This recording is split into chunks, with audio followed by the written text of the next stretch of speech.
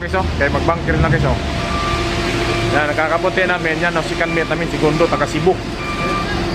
Lapu-Lapu City. Turko, mga Pogi, Pilipino.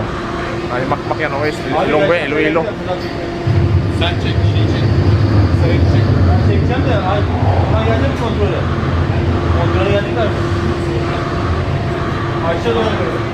Yan guys, kaya mag-vlog dito guys.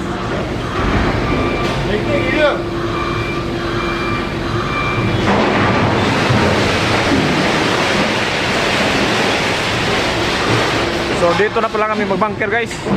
Kaya pagtapos namin dito ng biyahe namin ito guys. Oo, sige. Bilisan to dito.